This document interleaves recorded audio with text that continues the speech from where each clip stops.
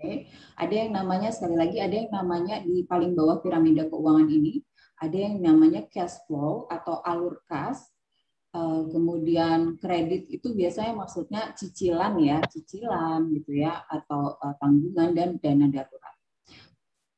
Ini ketiga hal ini nih harus kita penuhi dulu sebelum kemudian kita ingin melangkah ke level berikutnya, yaitu manajemen resiko. Manajemen resiko itu biasanya seperti asuransi gitu ya. Asuransi itu nggak hanya kesehatan, tapi juga untuk rumah, kendaraan. Namun memang yang paling basic adalah asuransi kesehatan. Nah, setelah itu terpenuhi, barulah kemudian kita boleh memikirkan tentang investasi. Ya, investasi juga terbagi dua, ya, tergantung dengan tujuan keuangan kita dan bagaimana nanti kita memiliki penghasilan pasif ketika kita ada di masa pensiun. Nah, yang paling atas ini tidak dijelaskan, ini adalah luxury. Mudah-mudahan kita semua nanti juga bisa mencapai di tahap ini ya. Luxury itu artinya kemewahan yang kita tuh udah nggak mikirin lagi tentang bagaimana kita menghasilkan uang, karena memang sudah secara otomatis bisnis kita itu menghasilkan walaupun kita nggak kerja, dan yang kita bisa memenuhi kebutuhan dengan hal-hal yang sebenarnya bisa kita peroleh dengan lebih apa ya. Contoh gini, kita bisa nih kita butuh mobil gitu ya, butuh mobil untuk mobilisasi. Kita sebenarnya mobil biasa juga cukup ya, maksudnya bisa digunakan untuk kesana kemari. Tapi karena kita sudah ada di tahap luxury, ya udah kita belinya misalnya Mercy gitu ya, BMW atau mobil-mobil mahal lah ya. Karena apa? Karena yang 4 tahap ini kita sudah aman ya, sudah secure. Itu yang namanya piramida keuangan. Jadi kita kalau mau, misalnya teman-teman mau memikirkan tentang investasi, pastikan dulu ini yang paling bawah, cash flow, kredit, dan dana daruratnya itu tercukupi. Nah, supaya lebih interaktif, saya nggak mau sekaligus materi habis kemudian nanya. Saya mau setiap slide kita buka untuk pertanyaan. Supaya apa? Supaya teman-teman nanti nggak bingung ketika sudah di akhir. Jadi per slide-nya saya buka pertanyaan. Yuk, boleh ada yang mau nanya dulu nggak? Yang tadi saya jelaskan. Silakan teman-teman yang mau bertanya tadi boleh chat, boleh langsung open mic-nya. Dari slide awal. Soalnya takutnya kalau udah nyampe di slide terakhir nanti lupa gitu ya. Jadi saya buka per slide aja. Teh Rumi, kalau kita nyampur antara uang rumah tangga sama, kalau kita kan teman-teman sini, teman-teman SLC nih ya, teman-teman SLC itu dapatnya komisi ya dari setiap penjualan produk-produk SDI. Akibatnya apa sih Teh? Baik secara jangka pendek maupun jangka panjang itu Teh? Itu bagus banget pertanyaannya ya. Justru tadinya saya mau nanya gitu ya, sistem di SDI ini gimana. Nah, ketika teman-teman dapatnya fee, berarti kan itu udah jelas ya, untuk omset sebenarnya udah ketahuan ya dari fee ya. Dari fee udah ketahuan. Nah, yang harus teman-teman lakukan adalah mencatat setiap bonus atau fee yang masuk. Kenapa harus dicatat ya? Kenapa harus dicatat? Supaya teman-teman sebenarnya bisa evaluasi. Berapa sih yang kenaikan fee bulan ini ya, atau bulan lalu dibanding bulan ini itu berapa persen? Kalau misalnya ada penurunan, teman-teman bisa evaluasi juga itu. Penurunannya kenapa nih? Gara-gara apa nih ya? Kok bisa fee saya yang bulan lalu bisa sekian, kok bulan ini cuma sekian ya? Sementara kalau sama sekali tidak ada kita tidak mencatat, mungkin kita bisa tarik di web ya, atau ngelihat di transaksi yang masuk ya, transaksi transfer masuk gitu ya dari pusat. Namun kita nggak akan bisa tahu itu uang kemana aja gitu kalau kita nggak catat. Benar nggak? Kayak Mama Di tadi bilang, apa sih akibat dari kita mencampur atau tidak memisahkan uang bisnis dan rumah tangga? Contoh gini, kita ibu berbisnis ya, terus suami juga kerja.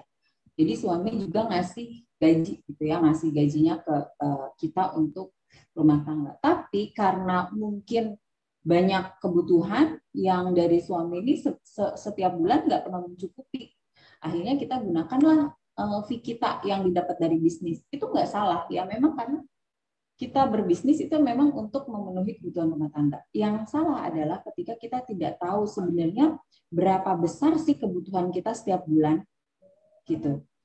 Kenapa harus tahu? Ya supaya itu bisa dikontrol.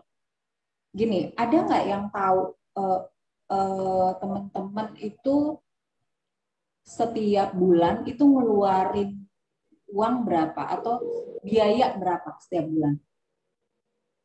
Untuk apa tuh Teh?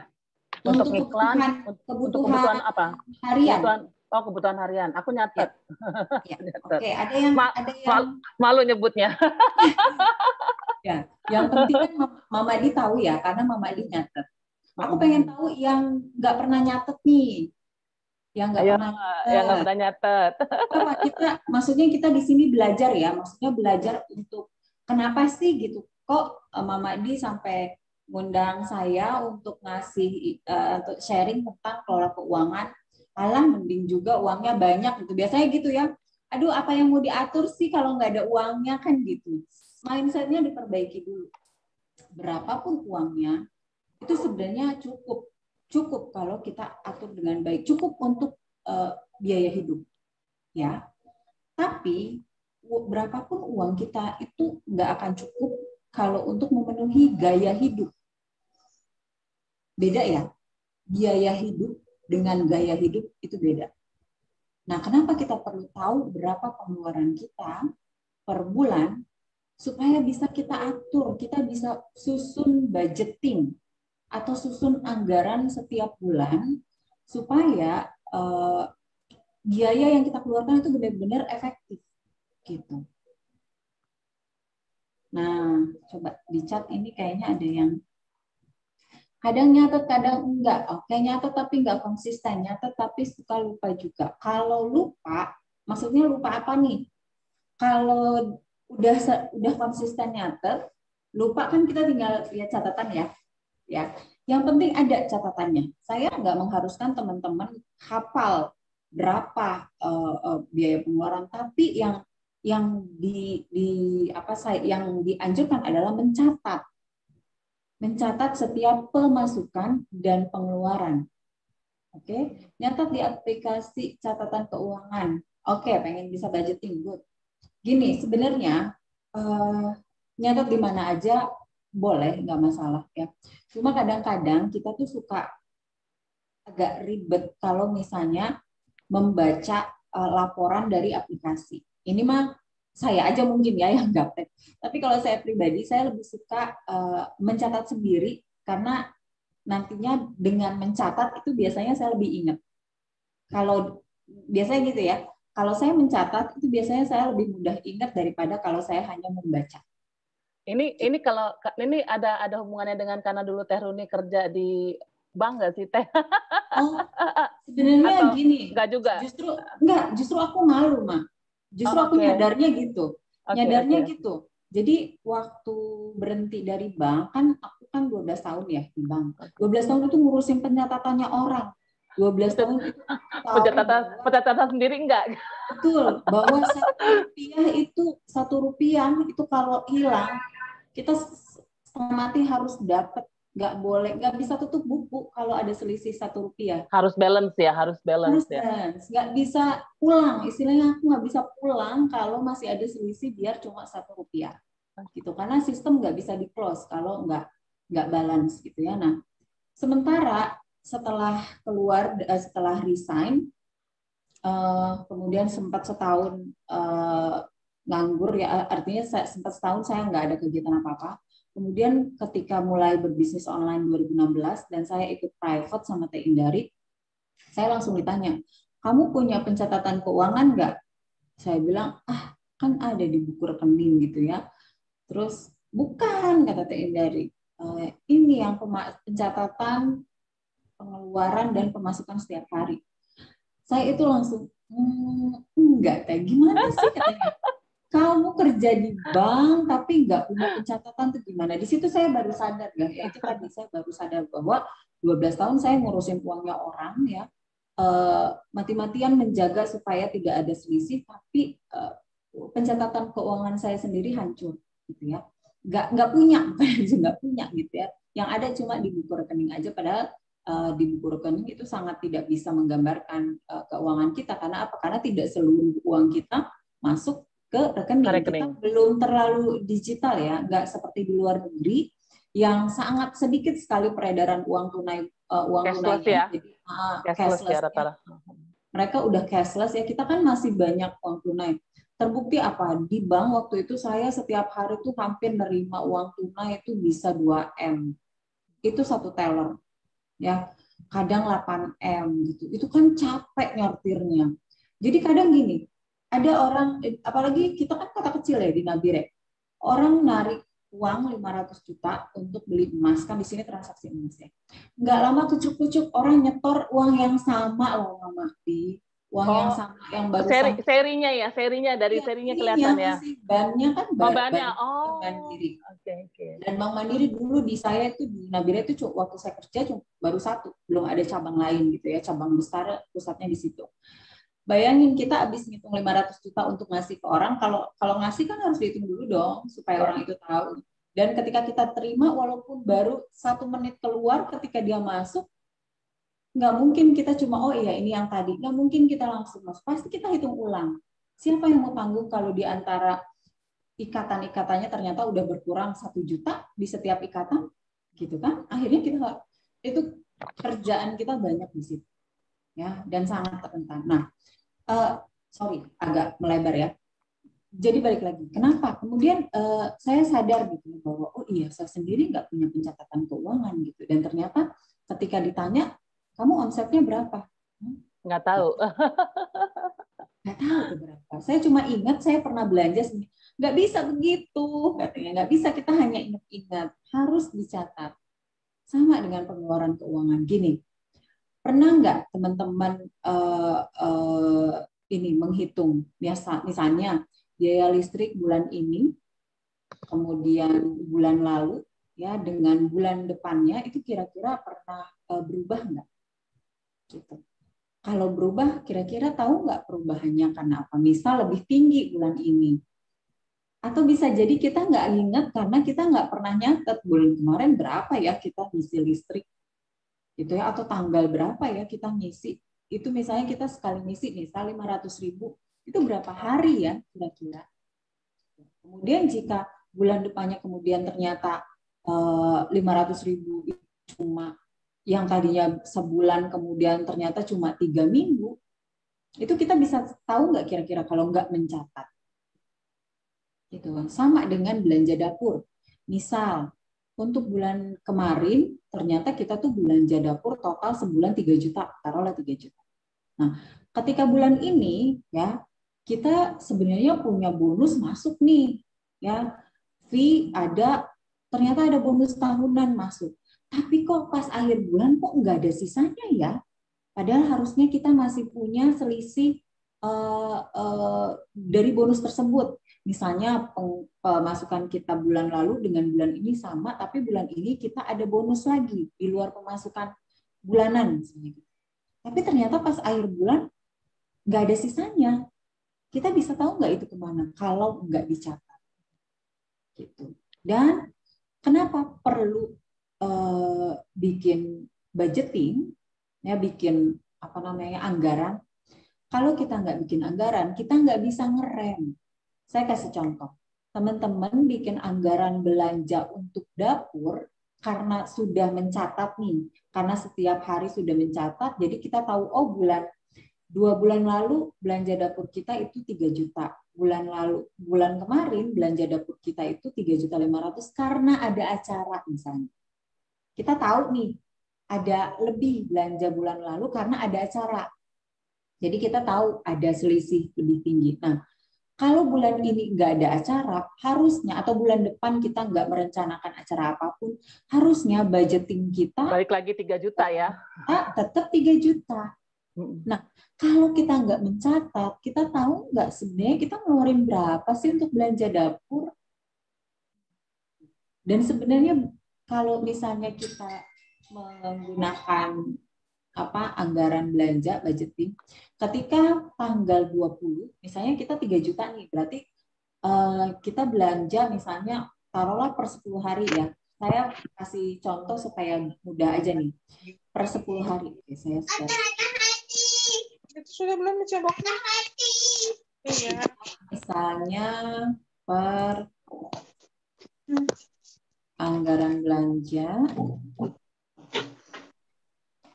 3 juta per bulan. Kita sudah setting nih ya, karena kita sudah tahu, jadi kita sudah bikin, oke, untuk beli kelengkapan mandi sekian, misalnya kelengkapan dapur sekian.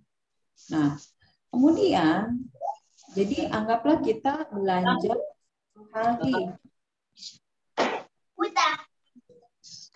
Per 10 hari, 1 juta.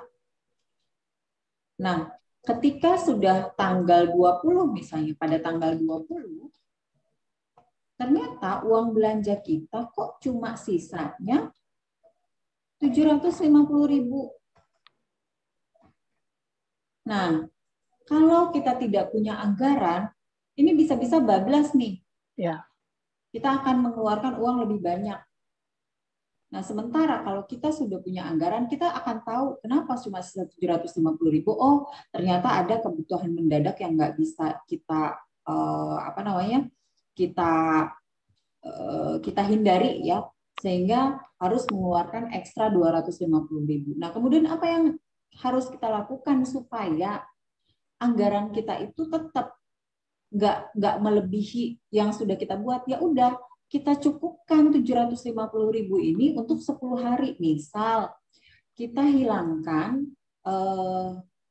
belanja yang mungkin tidak terlalu, artinya bisa digantikan. Contoh, biasa kita misalnya beli buah 3 macam untuk 10 hari ini. Oke, udahlah ganti 1 macam aja. Yang penting kebutuhan buah, kebutuhan vitamin kita dari buah terpenuhi. Misalnya kita belanja protein ya, belanja protein untuk 10 hari, misalnya itu seharga 300.000. Oke, sumber vitaminnya diganti aja dengan yang lebih murah. Ya. Itu bisa kita atur supaya kita tidak melebihi anggaran yang sudah dibuat. Gitu. Terus kalau ada pertanyaan, Teh, gimana kalau misalnya anggaran yang kita buat itu sudah seminimal mungkin? Karena kita sedang menabung misalnya untuk melunasi utang, jadi anggaran itu tuh mepet, udah nggak bisa diganti-ganti lagi. Uang belanja dapur itu kita udah pilih menu yang paling sederhana, yang penting kebutuhan gizinya masih ada gitu ya. Misalnya protein kita udah pakai tahu tempe nih, udah nggak beli daging gitu misalnya ya. Masa mau dihilangkan kan nggak mungkin. Nah, yang harus dilakukan adalah apa? Nambah penghasilan. Harus punya effort lebih untuk itu. Kalau kita nggak bisa berhemat, ya berarti yang harus kita lakukan adalah nambah penghasilan. Tapi Teh kan nggak bisa sewaktu-waktu kalau nambah penghasilan. Oke, nggak bisa sewaktu-waktu. Misalnya artinya kita nggak bisa menghasilkan uang tambahan itu dalam waktu dekat. Oke, uang yang kita alokasikan untuk tabungan itu bisa dipakai, tapi itu nanti harus diganti. Ya, dengan itu tadi, rencana untuk nambah penghasilan kira-kira apa nih? Misal, ada temen yang jualannya baru, udah gue bantuin deh, tapi gue jadi marketer ya. Artinya kita nggak nyetok, kita bantu iklanin, kemudian kalau laku kita bisa dapat 10%. Memang betul, kalau kita mau nambah bisnis, itu pasti effortnya kita harus nambah ya, artinya kita harus lebih mengalokasikan waktu, ya, harus lebih mengalokasikan tenaga, tapi kan memang kita mau nyari tambahan. Bukan istilahnya bukan mau seterusnya kan. Jadi ya udah, di 10 hari itu kita nyari ganti budgeting yang hilang itu, untuk itu aja dulu. emang mungkin kita akan lebih kurang istirahatnya karena harus ngejar ketinggalan tadi. Tapi kalau udah kepenuhi ya udah stop gitu. Kita bisa ambil anggaran dari tabungan. Tapi ya itu tadi, tabungannya itu harus diganti dengan cara kita nambah penghasilan. Kira-kira kebayang, teman-teman? Nggak ada suaranya? Masa kebayang Teh. Ada. Tadi itu belum diklik itunya kayaknya. Ini materinya sampai mana? Nggak, ini baru slide pertama, tenang aja. Oke, pernah gitu. Pernah bagaimana, Kak Mulia? Oh, budgeting ya? Pernah kemudian kurang boncos. ya? Boncos. Boncos. Okay. Kayaknya sering boncos deh. Terus gini, saya punya tips juga untuk teman-teman yang kalau misalnya merasa belanja itu nggak tahu berapa per bulan, coba teman-teman belanjanya itu jangan per hari gitu ya. Walaupun di tukang sayur artinya cuma belanja 10.000, 5.000, tapi itu kalau kita tiap hari itu sebenarnya boros juga. Saya pernah loh ngerasain, karena apa? Karena biasanya ibu-ibu tuh lapar mata ya. Jadi kalau kayak di tukang sayur, mumpung ada ini jajan, ada kerupuk jajan gitu, dan itu tiap hari gitu. Kalau dihitung-hitung jajannya bisa melebihi belanjanya. Di tukang sayur biasa ada kue, ada apa gitu ya yang bikin lapar mata, padahal kadang juga nggak dimakan. Sayang, ini buat anak, oh ini buat si ini dia suka, ini buat ini dia suka. Ternyata begitu dikasih si anaknya nggak makan gitu kan, sayang. Dan itu ketika dihitung-hitung ya nilai jajannya lebih besar daripada nilai belanja. Saya sangat menyarankan kalau para ibu, apalagi di masa seperti ini yang kita harusnya masih membatasi untuk interaksi dengan orang, ya belanjanya cukup sekali seminggu lah gitu ya. Kita belajar tentang food preparation supaya ibu-ibu juga irit ongkosnya. Nggak setiap hari kita ngeluarin uang untuk belanja, tapi sekali belanja untuk 1 minggu gitu. Oke, nggak ada pertanyaan lagi untuk slide pertama ya? Sudah paham kira-kira? Lanjut Teh. Oke, kita lanjut ke slide selanjutnya.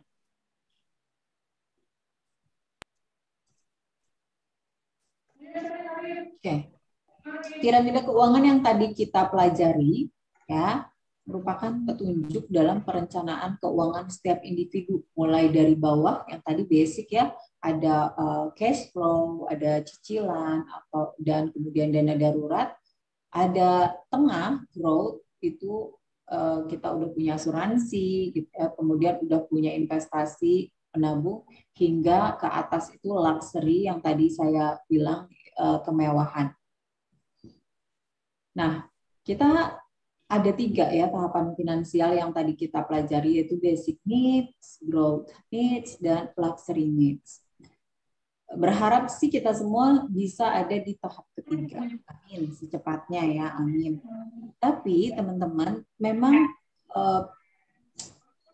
harus ada yang namanya effort ketika ada di situ ya. Kita harus benar-benar serius dalam merencanakan keuangan.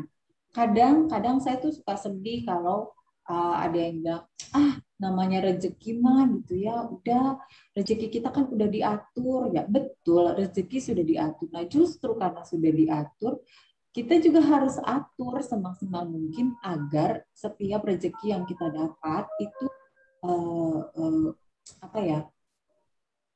efektif penggunaannya. Artinya nggak sia-sia ya penggunaannya, nggak boros ke hal-hal yang mubazir.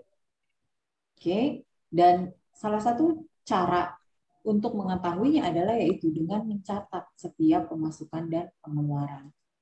Aku boleh cerita sedikit ya, yang tadi yang basic needs, growth needs, sama luxury needs ya.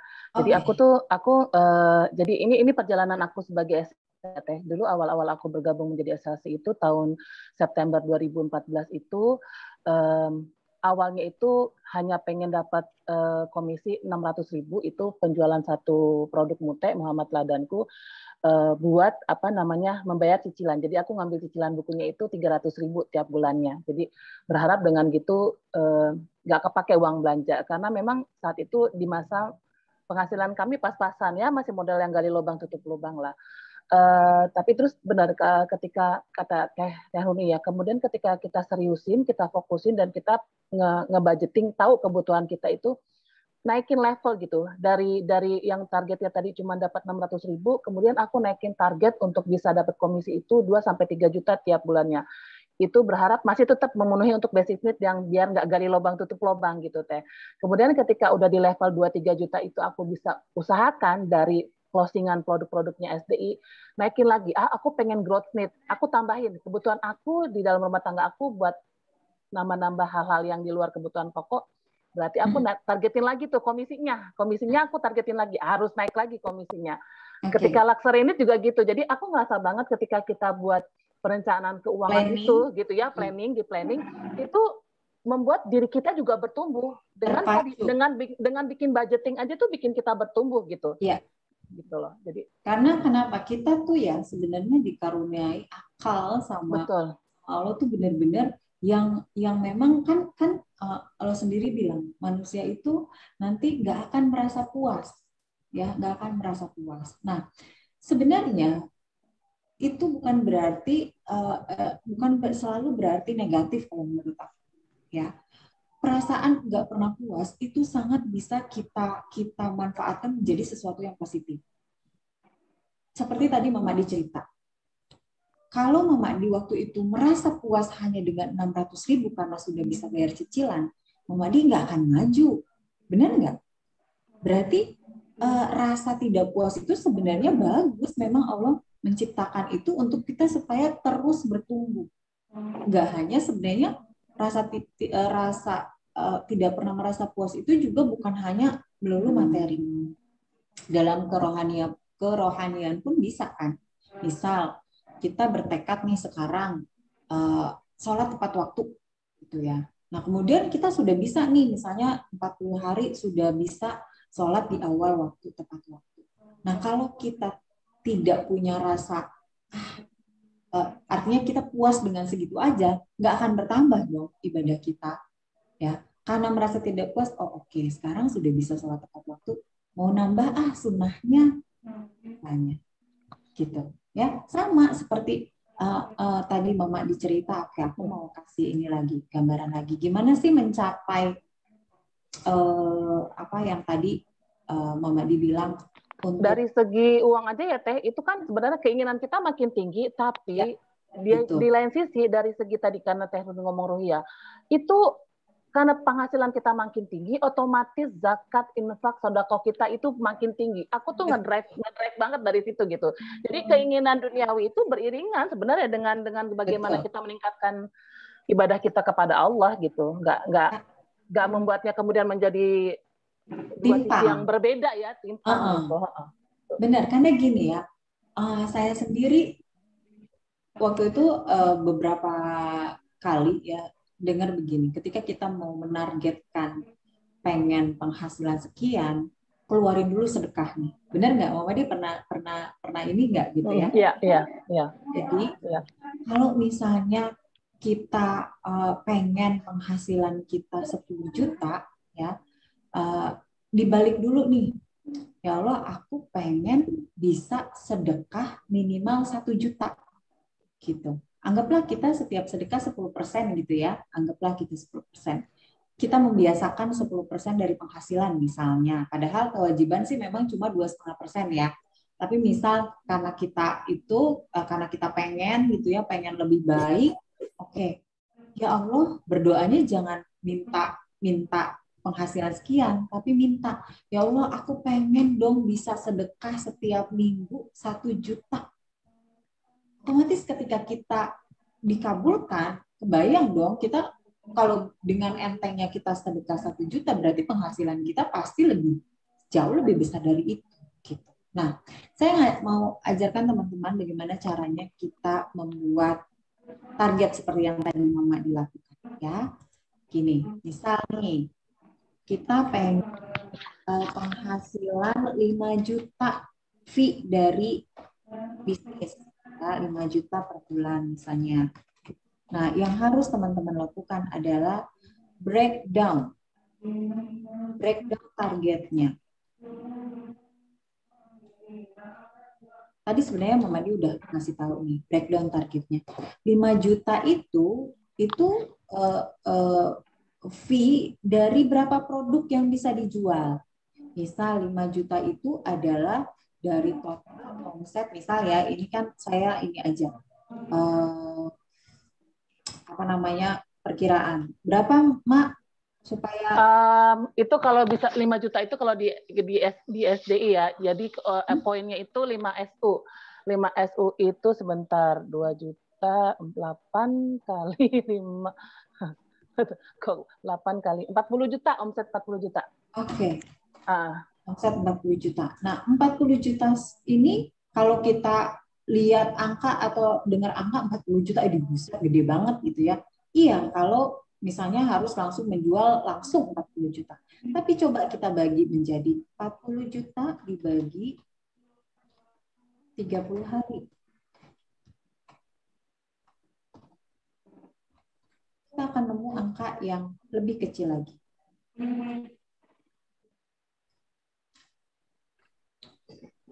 Berapa nih jadinya kira-kira? 1 juta ya, 1,5 juta, 1,2 ya, 1,3. 1,3? 1,3. Oke, anggaplah 1,3 per hari. Masih gede juga. Nah, itulah kenapa kita dianjurkan untuk punya tim. Benar nggak, Mak? Betul. Tim marketer, punya tim reseller. Kalau kita punya 1,3 juta per hari itu, kalau misalnya kita rame-rame ya, rame-rame misalnya 10 orang, berarti kan nggak harus kita setiap hari menjual atau dapat omset 1,3 juta.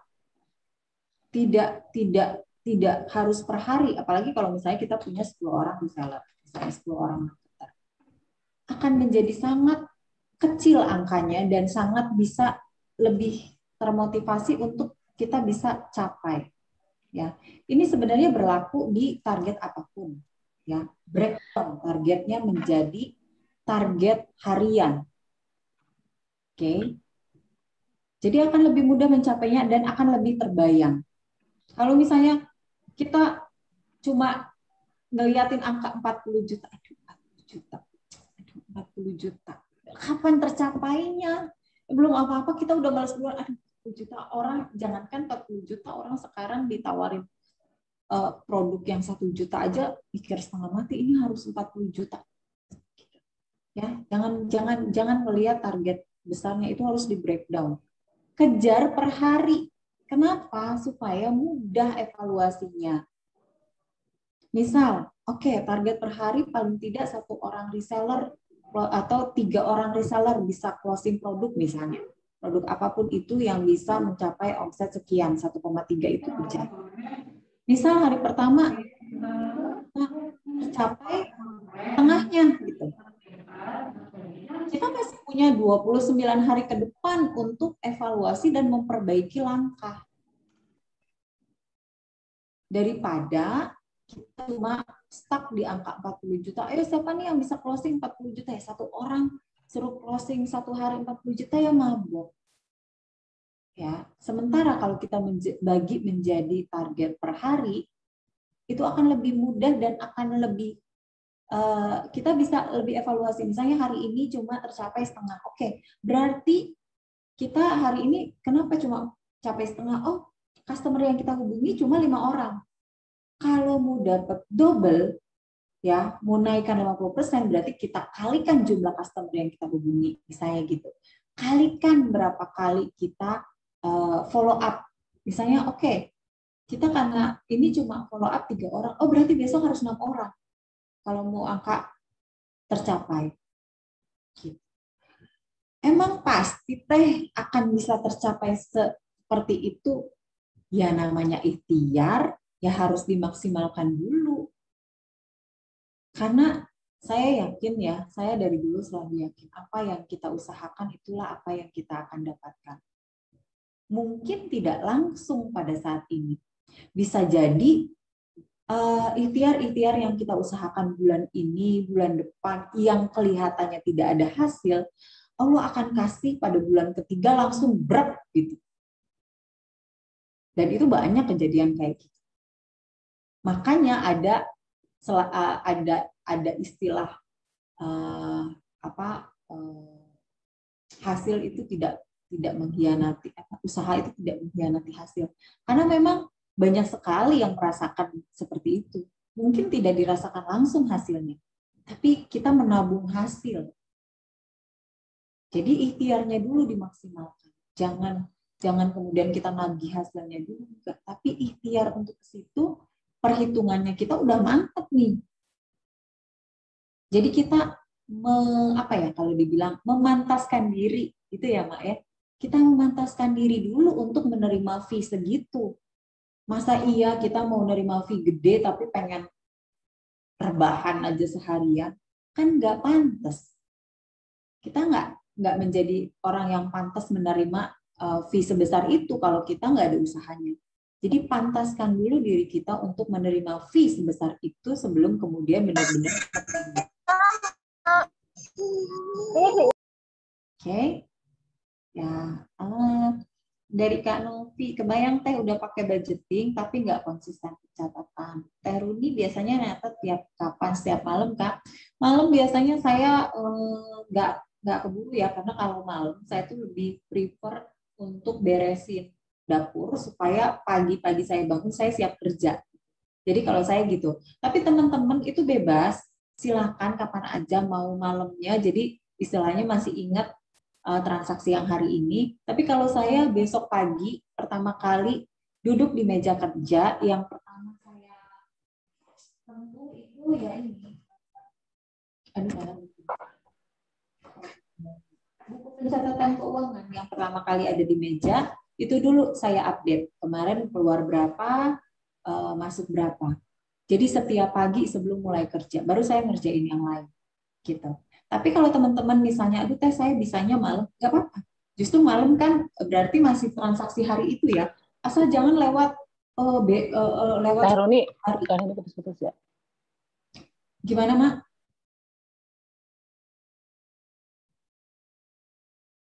Halo? Signalku lost ya. Mak, mute. Diri mute, Mak.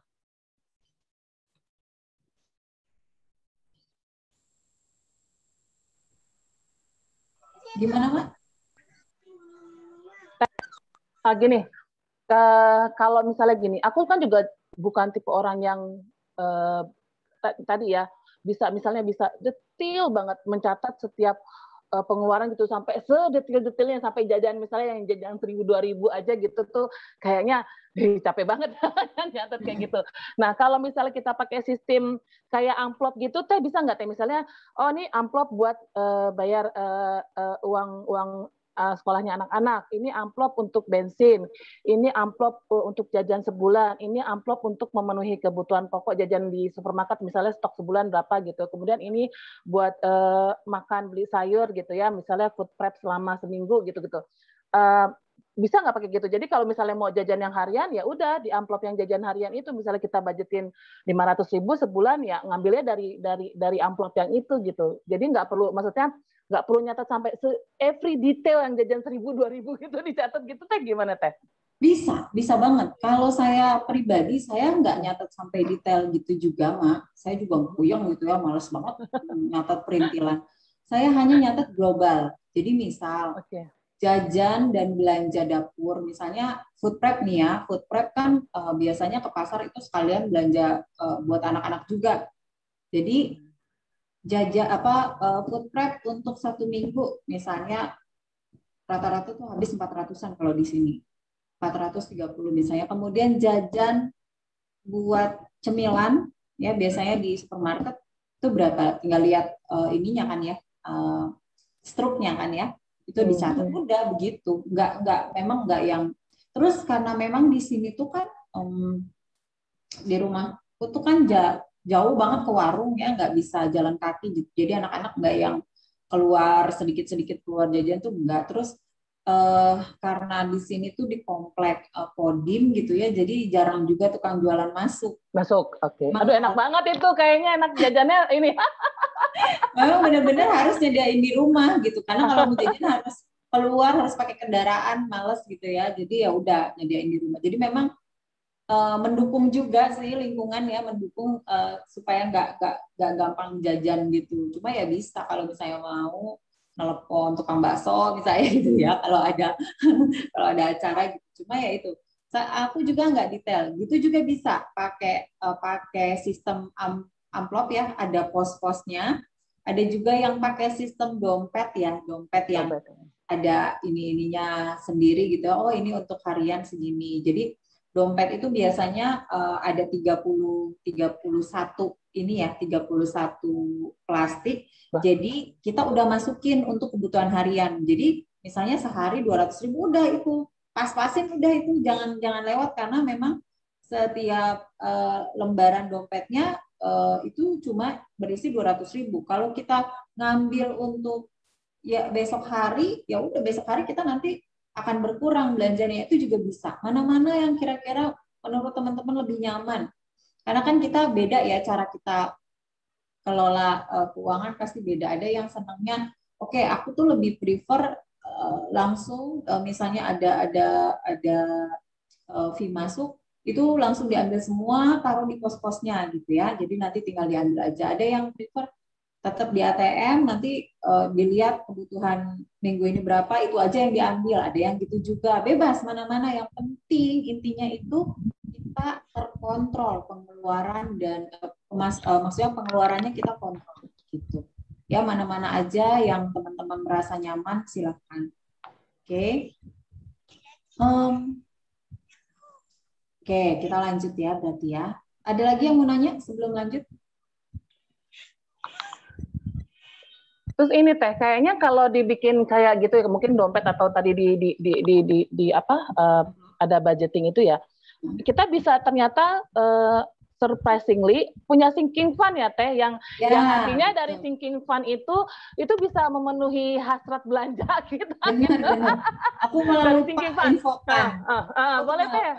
Sinking fund Teh, mungkin kayaknya banyak mama yang belum tahu deh sinking fund itu apa. Padahal itu bisa jadi sesuatu yang menyenangkan kalau kita punya sinking fund. Ya. Nah, jadi di kelas keuangan itu ada challenge itu ya, sinking fund. Jadi kalau misalnya teman-teman memilih metode yang tadi, yang per hari udah ditentukan uangnya sekian, kalau ada lebih tuh atau bukan, kalau ada lebih, usahakan itu ada kembalian. Misal setiap hari minimal ada sisa 20.000 lah gitu ya. Dan kemudian 20.000 itu kita taruh di celengan.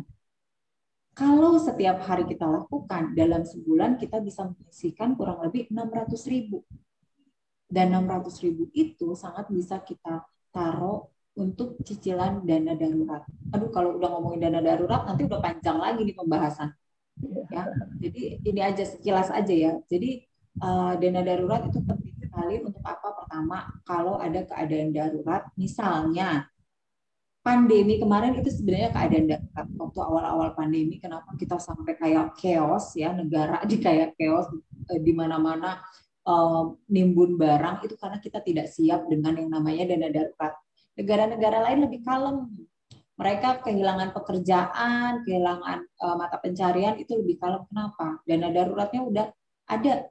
Dana darurat itu minimal 12 bulan pengeluaran. Tahun ya Teh ya. Besar kalau kita mau langsung tutupi. Itu makanya kita tabung untuk jadi istilahnya kita punya tabungan senilai 12 kali pengeluaran bulanan kita. Kalau setiap bulan kita mengeluarkan 10 juta, berarti kita harus punya tabungan senilai 120 juta dalam bentuk cash. Jangan aset. Aset susah ketika ada keadaan darurat. Siapa yang mau beli tanah misalnya? Nggak ada. Jadi harus cash, gampang dicairin. Mungkin teman-teman belum terlalu ini karena belum terinformasi. Saya sudah 2 kali mengalami keadaan darurat. Ketika bencana tahun 2006, waktu Nabire gempa besar, ya, gempa besar itu semua fasilitas nggak ada, listrik mati.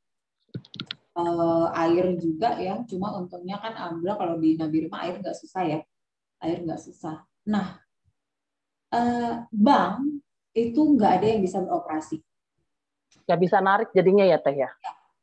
Cuma itu sih nggak terlalu masalah ya. Yang repot adalah ketika kita sama sekali nggak punya dana darurat. Waktu itu bank diusahakan on itu 2 hari setelah bencana. Itu bank Mandiri, kantor saya waktu itu yang bisa on itu satu-satunya bank yang bisa on. Akhirnya kita beroperasi itu di luar gedung karena saking guncangannya besar ya waktu itu. Teman-teman mungkin kalau masih ingat dulu meja teller yang Bank Mandiri itu kan panjang, itu marmer ya. Marmer kan berat banget. Itu sampai jatuh padahal itu diapit loh. Marmer tuh diapit dinding loh. Meja marmer itu kan diapit dinding, meja teller ya. Itu sampai terjungkal saking kencangnya. Saya yang posisi ada di ujung, saya waktu itu teller ada 6 teller. Saya posisi di ujung dekat di ujung dinding. Pintu keluar tuh di sini. Misalnya pintu keluar di kanan saya gitu ya. Saya di ujung kiri. Itu saya nggak tahu ketika gempa. Tahu-tahu saya udah ada pelempar dekat pintu dan saya nggak tahu gimana cara saya nyampe ke situ. Saking kencangnya gempa dan ada beberapa pelanggan nasabah yang pingsan. Pintu kaca yang tebel itu, kacanya kan tebel banget ya, pintu bank itu kan kaca tebel itu hancur padahal tebel sekali. Itu waktu itu pernah pintunya jatuh, itu nggak kenapa-napa loh. Pintunya waktu itu pernah jatuh karena engselnya lepas atau gimana, jatuh itu nggak apa-apa, tapi pas gempa itu hancur. Itu gimana besarnya itu gempa, Masya Allah. Ya, tapi ya alhamdulillah ya waktu itu nggak ada, di kantor saya sih nggak ada korban jiwa, tapi di kota saya itu banyak korban jiwa. Nah itu orang kalau nggak punya dana darurat itu akan sulit ya. Mau gimana coba, kita setiap orang pasti butuh uang, dia pasti akan pegang. Dan waktu itu orang tua saya, mama itu kena serangan jantung Pak. Pertama kali ini. Jadi saking traumanya, kan setelah gempa besar itu ada gempa yang kecil-kecil itu ratusan kali. Kita ngungsi ya di tenda darurat dan aman lah, relatif aman walaupun ada gempa lagi. Di tenda kan kita bikin di tempat-tempat yang nggak ada dinding gitu ya. Itu ketika gempa susulan, mama itu kayak mau loncat dari tenda, padahal mau kemana lagi. Kalau saya nggak punya dana darurat, saya nggak akan bisa nerbangin atau mengungsikan mama keluar daerah. Untung waktu itu saya udah punya dana darurat walaupun belum semua. Jadi saya pakai dana darurat untuk mengungsikan seluruh keluarga ke luar daerah, waktu itu ke Sulawesi jadinya. Kalau saya nggak punya sama sekali, nggak tahu deh gimana itu. Jadi itu saya sadarnya bahwa memang dana darurat dibutuhkan itu ketika sudah mengalami. Gitu. Ya. Jadi memang keadaan darurat itu ketika ada bencana atau ada yang sakit sementara tidak di cover asuransi penyakitnya, itu sangat dibutuhkan. Ya, nanti kapan-kapan lah kalau misalnya nanti ini lagi ya, sharing lagi tentang khusus dana darurat. Kita selesaikan dulu yang ini, yang basic dulu. Oke. Ini ya yang tadi sudah kita bicarakan, kebutuhan penting, kebutuhan lanjutan, kebutuhan tambahan, dan bagaimana tadi Mama Madi sudah menggambarkan bahwa ketika kita sudah serius dalam memperhatikan ini ya, kita sudah mencatat, kita punya target untuk menyusun budgeting yang dibutuhkan per bulan itu berapa, kita akan terdorong untuk bisa naik ke level yang selanjutnya. Kita akan lebih kreatif. Ya, lebih kreatif artinya kita akan cari cara nih gimana ya supaya pendapatan saya ini bisa meningkat, supaya saya bisa memenuhi kebutuhan lanjutan seperti asuransi dan sebagainya. Oke. Nah, jadi kalau teman-teman belum bisa belum bisa mengatur piramida keuangan yang paling dasar, jangan dulu buru-buru pengen investasi. Kadang kita mendengar, aduh investasi di sini menguntungkan banget. Baru sebulan kembalinya 40%. nggak ada investasi yang seperti itu. Itu pasti investasi bodong kalau ada yang bilang sebulan bisa balik 40%. Itu pasti ada sesuatu yang salah. Ya, karena yang namanya investasi tidak bisa dihasilkan dalam waktu singkat. Butuh berpuluh-puluh tahun, bukan berpuluh-puluh tahun, maksudnya butuh di atas 10 sampai 15 tahun ya untuk bisa mendapat keuntungan dari yang namanya investasi yang sehat. Oke. Nah, ini pahami dulu pentingnya alokasi dana di awal untuk seluruh kebutuhan termasuk menabung. Ingat, ketika menyusun budgeting jangan dihabisin semua untuk biaya hidup. Karena berapapun uangnya ya sebenarnya bisa kita meskipun kita penghasilannya masih pas-pasan ya Teh, maksudnya dengan kayak tadi aku gali lubang tutup lubang gitu ya, yang misal gini, untuk memenuhi kebutuhan pokok aja kita masih susah sebenarnya Teh gitu. Gimana mau nabung, kan kita sering pikirannya begitu Teh. Ya, karena mungkin kita nggak pernah nyusun itu dia tadi, nggak pernah ditulis. Aku pengen tahu kalau ada yang ngomong, ini sama sekali susah gitu ya. Pengen tahu apakah dia sudah menulis secara detail sebenarnya kebutuhan bulanannya berapa dan pendapatannya berapa gitu. Pengen tahu itu dulu. Karena rata-rata yang bilang begitu tuh sebenarnya belum pernah mendetailkan kebutuhannya. Artinya belum pernah menyusun anggaran ya, biasanya gitu. Karena yang namanya menabung itu nggak harus besar.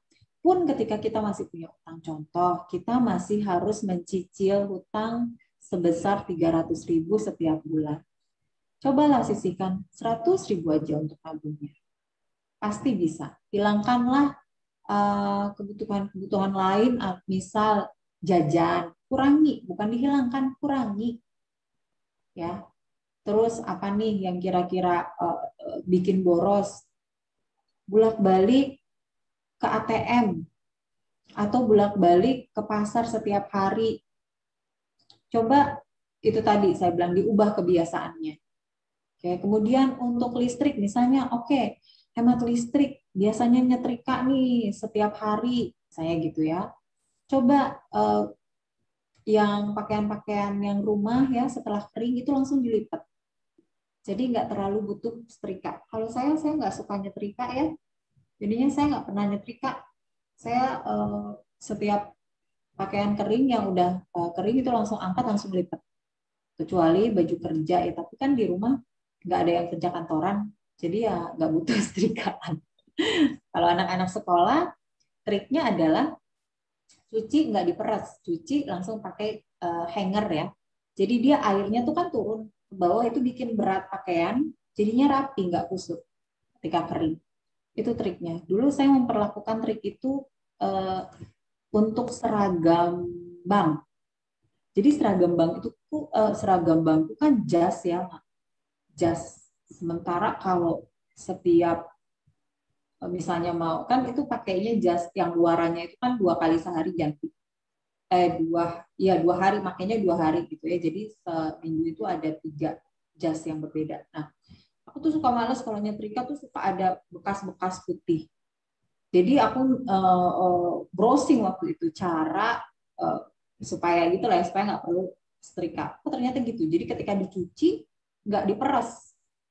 Dan untungnya Nabira ini kan panas ya, cuacanya panas. Jadi udah tinggal langsung aku hanger gantung gitu ya. Jadi dia kan airnya turun tuh karena nggak diperas. Jadi dia bikin berat dan akhirnya bikin lurus gitu.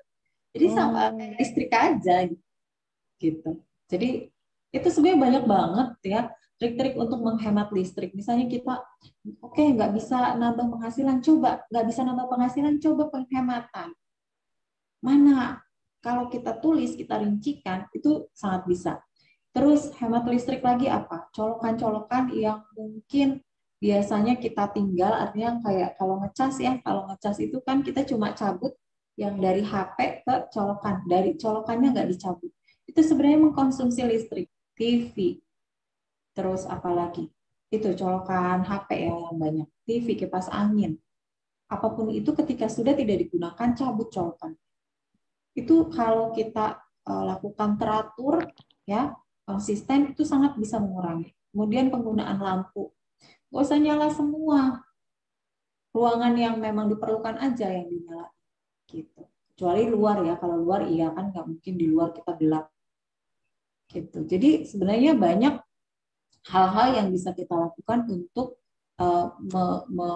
membuat penghematan dalam membuat budgeting. Jadi kalau budgeting itu ambil di minimal. Kalau kata Teh Hindari, misalnya dalam 6 bulan, kalau kita rajin mencatat, kita akan tahu dalam 6 bulan ini kita setiap bulan itu sebenarnya bayar listrik berapa. Ambil di angka paling kecil. Nah itu yang harus kita usahakan tercapai. Jangan ambil angka yang paling besar. Kalau angka yang paling besar ya kita nanti enak aja terus loss gitu. Ya. Oke. Oh, ini ada pertanyaan.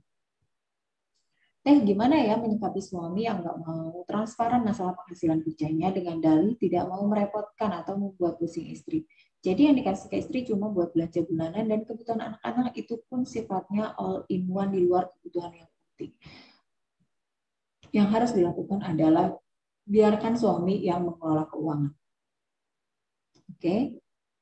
Jadi istri tugasnya bikin catatan kebutuhan. Kasih tagihannya ke suami, Pak ini silakan dibayar. Listrik, belanja bulan, Papa aja deh yang belanja.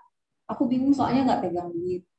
Papa kasih segini, kalau misalnya, iya kan kamu udah dikasih setiap bulan. Ya oke, Papa kasih segini nih. Saya kasih, dirincikan. Itu dia pentingnya pencatatan keuangan. Dirincikan. Pak, oke. Papa kasih 10 juta ya. Oke, ini kebutuhan kita loh. Jadi kelihatan, oke, kebutuhan kita tuh sebenarnya sebulan tuh 15 juta. Papa cuma kasih 10 juta gitu ya. Gimana? Aku nggak 5 jutanya ini dari mana? Sok Papa aja yang atur. Gitu. Ya, nggak usah kita ngotot gitu. Sok Papa itulah yang atur. Aku mah bingung gitu. Pura-pura, bukan pura-pura. Sok kalem aja. Ada Pak ini punten. Maaf Pak, sorry permisi. Ini kebutuhan bulanan kita. Sok atau Papa yang belanja kan Papa yang pegang uang. Papa aja yang atur. Aku mau puyeng nggak pegang uang gitu. Ya, kalau misalnya dia pokoknya ini cukup nggak cukup harus cukup, sodorin catatannya. Gimana coba? Aku harus nyari di mana? Terus ngutang kah? Ya, sampaikan baik-baik. Ya, memang sulit untuk mengkomunikasikan keuangan kalau kita tidak terbiasa. Tapi bisa kalau kita mau berubah. Salah satunya adalah dengan rajin mencatat. Oke, biasanya suami malas tuh kalau dikasih lihat catatan. Loh, terus aku ini nutupin ini dari mana gitu. Ini kemarin Bapak kasih segini, ini uangnya untuk ini, untuk ini, untuk ini. Kalau kita nggak punya catatan, coba suami akan bilang, masa segitu kurang dipakai apa aja uangnya? Nah loh, kita kan nggak mungkin nyebutin dipakai ini, pakai ini, pakai ini, nggak ada buktinya. Kalau bisa, kalau misalnya suaminya masih rada-rada sulit, sekalian kasih lihat nota struk kalau belanja. Kalau ada. Kalau enggak, cantumkan harganya masing-masing. Ribet amat ya Teh, iya kan kita kan pengen ini ya, maksudnya pengen menyadarkan suami bahwa segitu tuh nggak bisa kita ini karena kebutuhan kita aja lebih dari segitu. Nah, untuk menyadarkan suami kebutuhan kita berapa ya itu harus ada buktinya. Biasanya laki-laki gitu, based on data, ya harus ada datanya. Kita kasih lihat datanya. Ya. Nah, iya lebih enak suami yang atur nggak pusing. Ya udah kasih aja suami kalau dia yang megang uang, nggak ngasih kita semua. Ya, gitu. Oke. Nah, lanjut ya. Ini kayaknya udah habis sih slide-nya. Oke, nih. Ini yang terakhir. Ini sebenarnya tidak apa ya? Ini tidak kaku ya, pembagiannya tidak kaku. Oke, dan ini sangat tergantung dari keadaan kita. Oke, nah ini lihat teman-teman lihat tabungan dan investasi itu 20%. Jadi keluarkan dulu ini kalau bisa. Nah, kenapa cicilan dan tagihan ini dibatasi supaya teman-teman tidak mudah untuk apa ya mencicil sesuatu, tidak mudah untuk memutuskan untuk berutang. Biasanya ya saya harap yang di sini mah enggak ya. Ketika kita melihat sesuatu yang mungkin menurut kita perlu banget nih, oh ada cicilannya. Nah, pastikan dulu bahwa cicilan tagihan kita setiap bulan ya itu tidak lebih dari 30% penghasilan. Saya kasih contoh. Misal penghasilan kita per bulan adalah 10 juta. Maksimal cicilan ya yang boleh kita ambil itu cicilannya 3 juta per bulan. Jadi kalau misalnya kita punya cicilan rumah misalnya ya udah 2.900.000 ya, jangan berani-berani ngambil cicilan lain. Karena itu sudah hampir 30%. Oke. Kalau misalnya kita punya cicilan rumah dan cicilan kendaraan, cicilan rumah 2.500.000, cicilan kendaraan 1.500.000 misalnya. Itu 4 juta, itu berarti udah melebihi maksimal cicilan. Nanti kita akan repot di mana? Di sini. Paling kita ngambilnya dari sini. Akhirnya kita nggak pernah punya tabungan. Karena nggak mungkin kita ambil dari kebutuhan. Kebutuhan itu maksimal 40%. Masa kita mau kurangi lagi? Oke, lain-lain itu jangan dianggap remeh ya. Banyak sekali keperluan yang kadang-kadang kita tidak perlukan. Apa itu? Pertama, biasanya ada yang sakit, atau tiba-tiba di rumah pompa air rusak, AC harus dicuci, kendaraan misalnya ban motor, ban mobil kempes. Itu kadang-kadang kita tidak masukkan ke budgeting. Sehingga lain-lain yang 10% itu tetap harus kita anggarkan. Nah, itu kita ambil dari situ. Atau ada orang sakit, keluarga butuh bantuan. Sementara kita nggak ada anggaran. Itu anggaran sosial juga biasanya masuk situ. Ada sumbangan gitu ya dari RT, RW, segala macam.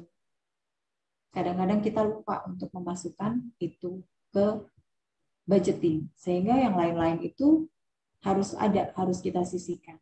Oke, dan ingat kalau cicilan kita sudah lebih dari 30% dari total penghasilan, itu akan repot. Jadi usahakan maksimalnya adalah 30%. Oke? Ada yang mau nanya? Aku tahu ada orang yang pakai manajemen kartu kredit ya, yang artinya memanfaatkan kartu kredit itu untuk memenuhi kebutuhan-kebutuhan di rumahnya. Apa sih namanya? Kan ada batas tertentu ya untuk pakai kartu kredit ya. Jadi mereka sebenarnya ya ada limit tertentu. Sebenarnya penghasilan mereka bisa jadi nggak besar, tapi karena misalnya memenuhi kebutuhan gaya hidup, akhirnya mereka pakai manajemen kartu kredit gitu loh. Itu bahaya banget ya Teh, kayak gitu-gitu ya. Bahaya banget, apalagi ketika kartu kreditnya dibayar hanya sebesar minimum pembayaran. Itu sama aja kita mengikatkan diri ke rentenir, sama itu hampir sama. Gitu ya. Serem ya Teh ya. Serem ya Teh. Gini, kita di sini tidak usah dulu membicarakan tentang haram halalnya kartu kredit ya. Saya cuma pengen tentang ini dulu, tentang pengetahuan tentang kartu kredit. Kartu kredit bisa sangat membantu ketika ada kita misalnya yang suka keluar negeri atau misalnya harus DP di rumah sakit, itu bisa membantu. Asalkan pada saat jatuh tempo tagihannya dibayarkan full.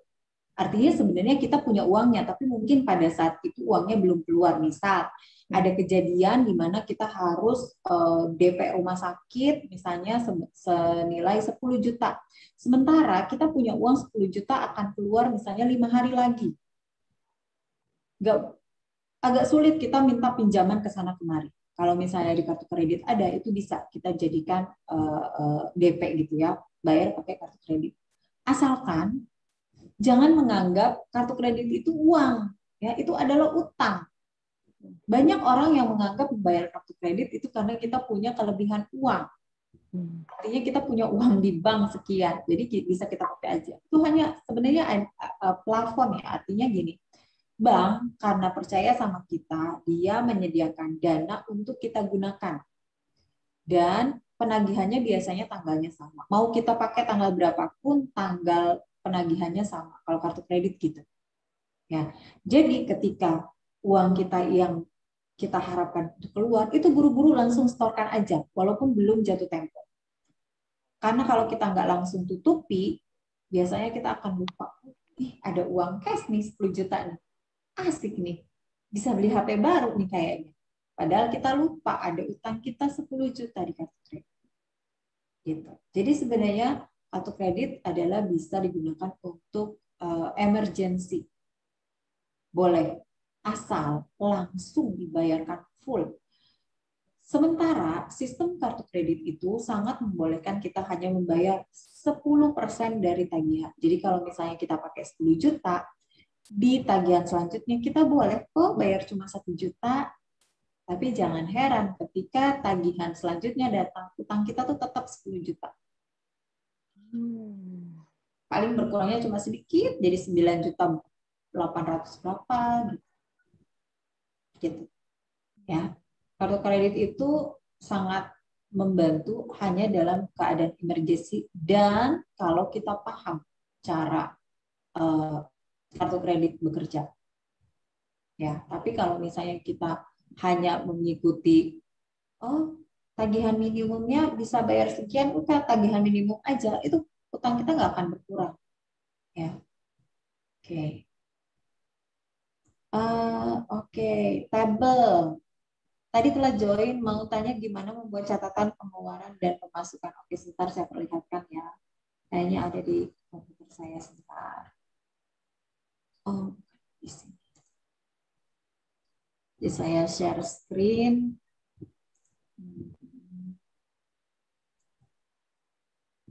Oke, ini ada.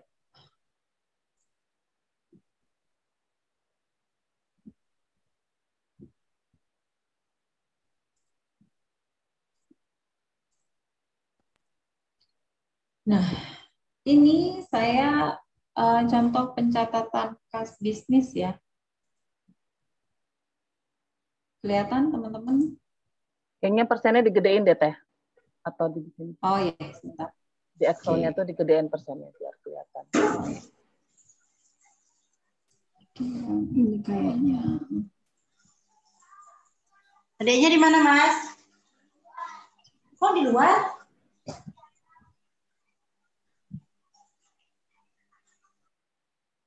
Ya.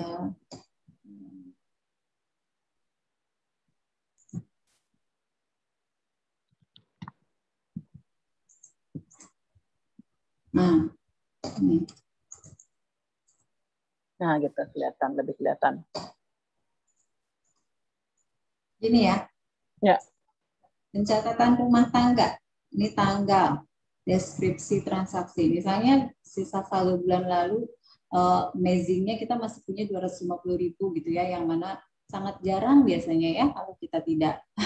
Kalau itu masuk sinking fund ya Teh ya, 250.000 itu ya? Nah, iya bisa masuk langsung sinking fund.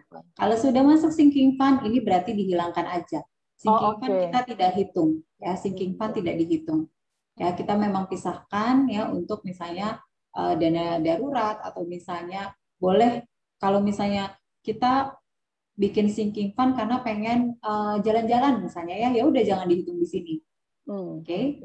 Kalau misalnya memang benar-benar ada nih sisanya karena memang bulan ini kita ada butuh tambahan, oke masukkan di sini sisa 250.000 dari bulan lalu. Nah gaji masuk anggaplah tanggal 1. Ini supaya gampang aja ya saya buat angkanya. Kenapa ditaruh di kolom debit? Kalau di bank kok kalau uang masuknya ke kolom kredit. Ya karena di bank itu pencatatan bank ya. Jadi yang kita lihat di buku rekening itu pencatatan di pihak bank. Sedangkan di pihak kita, kalau uang masuk itu masuknya di kolom debit. Oke. Nih, jadi total kita punya uang 10.250.000.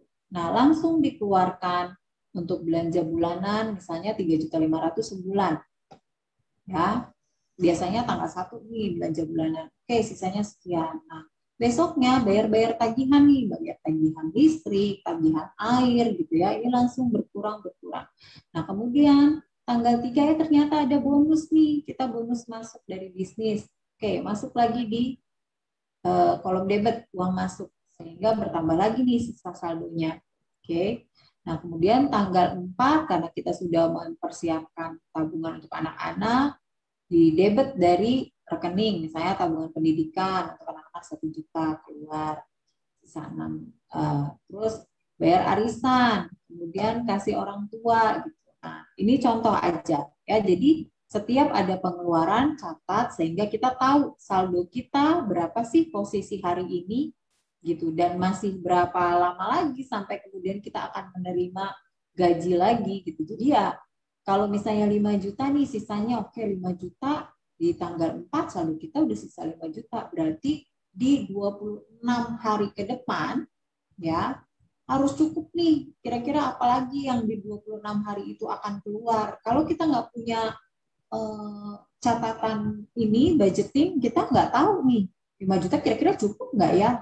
Kalau kita punya budgeting, kita akan bisa lihat, oke, catatan budgeting kita pengeluaran tuh ini ya. Yang sudah tuh ini listrik, air sudah, tabungan pendidikan sudah, bayar arisan sudah. Berarti apalagi yang belum, bisa dilihat di situ ya, di budgeting. Jadi bisa kita sesuaikan saldo sisa kita dengan kira-kira pengeluaran bulan ini, apakah masih balance enggak? Masih cukup enggak? Kalau nggak punya seperti ini, nggak punya budgeting, gimana kita mau tahu? Ya, oke. Gampang aja ini. Kolom-kolomnya tanggal, deskripsi transaksi, uang masuk, uang keluar, debit kredit ya, kemudian total atau sisa saldo. Oke. Itu adalah yang paling basic catatannya. Ya. Silakan teman-teman kalau ada yang mau nanya bisa open mic langsung. Ada Nong Ani. Halo, assalamualaikum Teh Runi. Hai. Ya. Cabut dari Zoom yang sana karena penasaran dengan Teh Runi. Karena gue nggak lolos. Judulnya dari Zoom kelas ke yang Zoom, ini nggak ya? lulus kan? Judulnya dari Zoom ke Zoom. Iya, hidup. Aku Zoom yang sebelah aku matiin, Ron. Gue pikir kan ada leader lainnya, udahlah biarin aja. Ini aku ngopi. Iya, sempat ngopi kan tadi, sempat ngopi dulu, terus ke sebelah kok nggak rame ya, gue kesini aja dah. Parah banget lagi. Apa sih namanya? Ini Teh, aku tuh kan ya sudah pakai berbagai jenis metode gaya, berbagai. Dan duitnya nggak banyak. Sebenarnya intinya kesulitan menulis keuangan adalah ketika uangnya nggak ada. Kalau uangnya ada mah mudah aja gitu kan. Terus Teh, ini aku Teh ngerasa sekarang sih ketika meraktekin ilmu Teh Runi yang kemarin di kelas keuangan, aku ikut batch 2, terus kemudian nggak lolos gara-gara cuma baca-baca doang, nggak seperti Madian yang meraktekin saat itu gitu ya.